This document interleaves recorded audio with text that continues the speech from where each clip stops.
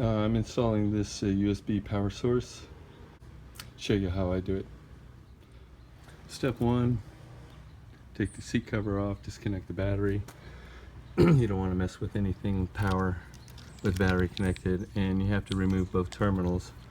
Remove the ground first so that you don't spark anything or cause any damage when you're disconnecting the positive. So I'm going to take the tank off. I'll loosen up this bolt here. I'll take that bolt out, and then I'll loosen up the bolts up front. I'm going to try to, that one right there, I'm going to try to just loosen it and not take it all the way off. See if I can fish it through without doing that. I use an electrical fish line to do that. So need to take this line, this end, and what I want to do is feed it through this way so that I can mount this either here or up here. I got to see what looks best, but the first thing is to feed the line. The way we do that is we get a fish line. This is a 25 foot, got it from Home Depot. Pretty simple. It's flat, semi-flexible, but rigid enough to hold up. And what I'm going to do is feed this through the tank this way out here, and then I will tape this to the line and then pull it back through. So part of what I want to do here is I want to feed the line. You see that little plastic cover right there?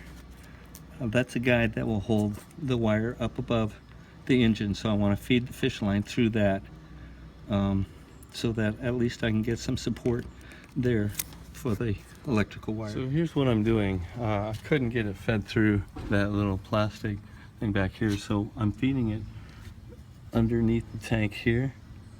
You see the fishing line here? And I was able to push it up at an angle and have it come out right here. So I'm going to attach it, I'm going to pull the wire through there, and then when I get it pulled out here, then I'll feed the fish line up here, down here, and I'll pull it through that way.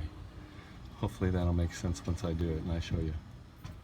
Take this and I give it some room for two reasons. One is I don't want a bunch of bulk all at one end. You want to keep it as minimalistic as possible. Take some tape to, number one, hold on to it, and number two, provide a smooth transition. And then make sure and tape back far enough so that you get a hold of this wire casing, because it can pull the connector off. I speak from experience if you don't. And I'm going to tape it down below because I'd rather have it thinner and wider this way than bulkier this way. It'll go through easier, I think. That should be plenty. And now we just start feeding it through.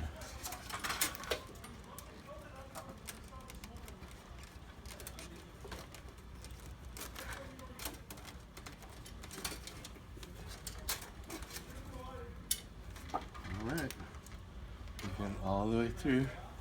So now I've fed that through, and I fed it through down here. You can see it down here. So I'm going to disconnect this now, and then I'm going to feed it through that plastic support to hold it up above the engine. Okay, so I got that off. I'm going to feed this into that plastic channel.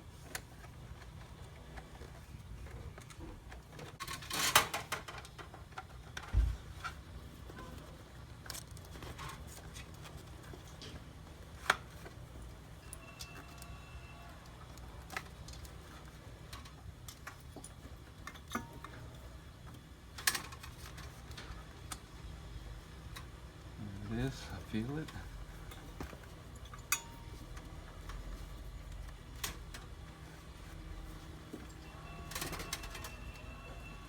Okay, so it comes out up here. I don't know if you can see that. Came up here. I'll just attach up there.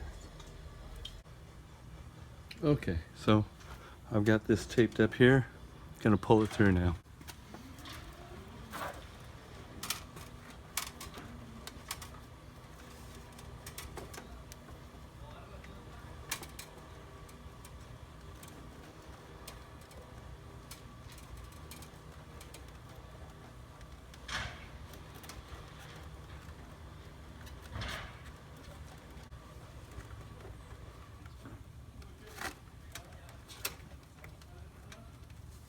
I suspect it's a little snug in there, so I'll take a screwdriver and try to create a little room,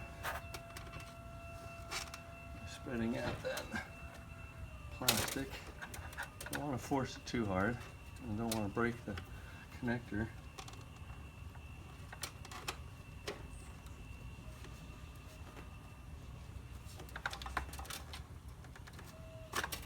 There we go.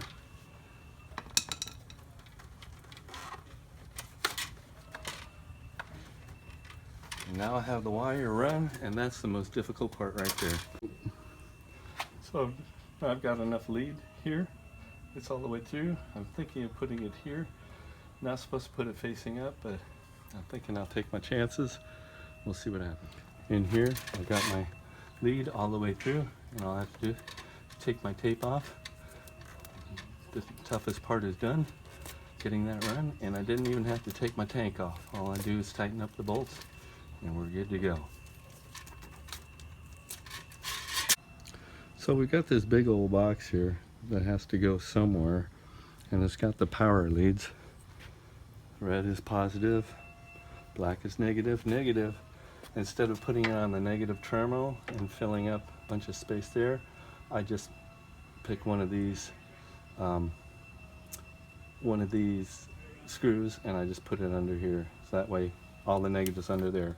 There's a little bit of room here, under here, and I'm going to put this block right there, and it'll just sit there and should be fine, and gives me plenty of room to be able to play with this.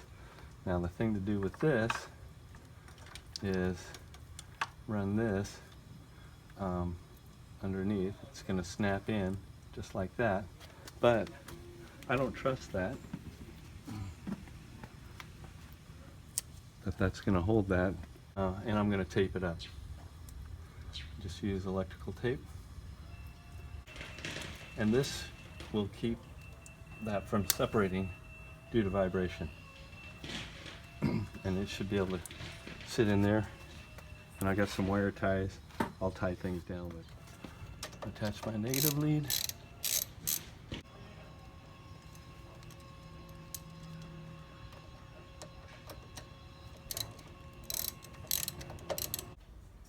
All right, finally decided where I'm going to put this. Decided to go with the handlebar. That way it's not facing straight up, it's not facing straight down, so the things won't fall out. Using the handlebar mount thing, I slid it into it, and I'm going to mount it right here.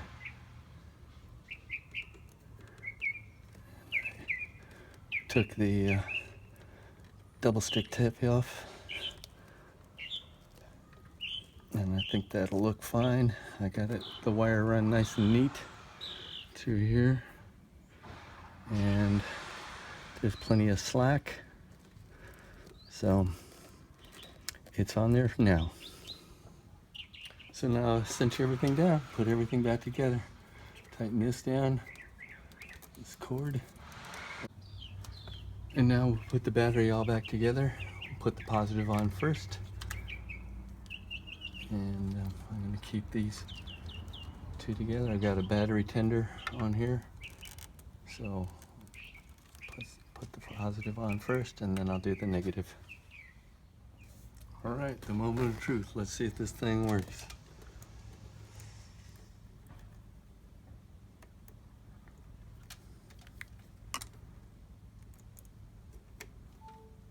Well, I don't know if you heard that or not, but it is charging my iPhone. I did not put this on a switched circuit. I don't know how smart that was. Yeah, it works. Perfect. Time to tighten everything down. All right, it's all tightened down, all back together.